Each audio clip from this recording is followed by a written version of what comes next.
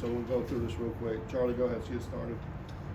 Just for Grant, whenever you've watched UConn, what stands out about Klingen? And then also, secondly, I saw you guys going against Irwin in practice. I think that's something you do a lot. What is that like to prepare you for bigs like that? Yeah, they're a physical team. They're just solid all around. So, I mean, obviously we got to really lock in the scouting report. And then, I mean, going against Irwin every day. I mean, 2002 SEC Player of the Year is pretty good. So, I mean, it gives us a look for bigs like Klingen. And, I mean, yeah, it's just a good look every day at practice. Left side room to Nick. Yeah, question for Sam Brown. What's it about their backcourt, just some of the guys they have there? Obviously, their guards are really dynamic. They can score at 3 levels, and they're pretty talented with Newton and Spencer. But I think that we're going to put together a good game plan to hopefully stop those guys. Right side, Tony. I was just asking, Coach, you know, you guys are one of the biggest underdogs in the last 50 years. You guys have a chip on your shoulder as being a number 4 seed and still getting the 11.5 line against? Probably go ahead. I don't really look at the spread or nothing like that. So, nah, I don't really we just gotta go out and play the game. Not really worried about any spreads or numbers and stuff. Back left of the room, John. This is for Rylan and Sam both. What makes, I mean, you see Marcus here in some games, seen him practice. What makes him so hard to stop? Because a lot of people key on him and they still can't stop him. Probably go ahead and then He's pretty fast. You know, he can finish at the rim. He's strong, and he can shoot. So he's a 3-level type scorer, and he's explosive. So that's probably what makes him hard to guard.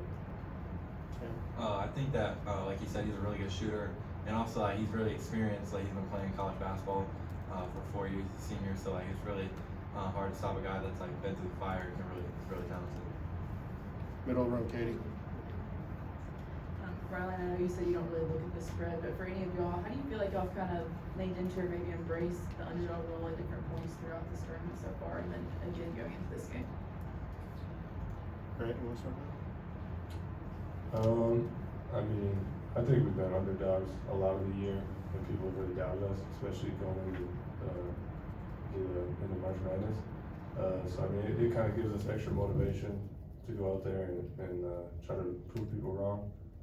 And yeah, I mean, it just gives us motivation. You know, it gives us another thing to work for. Time for a few more. We'll start on the left side right here. Other side. This question's for Rylan. So you made a lot of wrestling references over the past few weeks, and I wanted to ask you, if you guys beat UConn, what would you compare that to as far as a wrestling moment?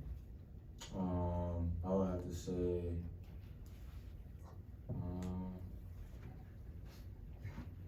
probably I think Ultimate Warrior beat Hulk Hogan. Hulk Hogan was big dog. He was the highest big time dude around the WWF at the time. And Ultimate Warrior came in with a bunch of energy and beat him. And he got the belt. He got the championship.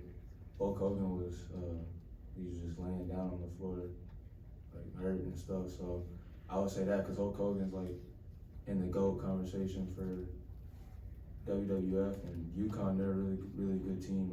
They're like the Hulk Hogan of college basketball right now. So, Ultimate Warrior came in there and beat him. So I would say it's like that. All right, 2 more questions. EG and then back to the room. Coach Oates alluded to how big this stage is that you guys will be playing on, and how all around the world people will be tuning in to watch your team. What do you want them to know about Alabama basketball?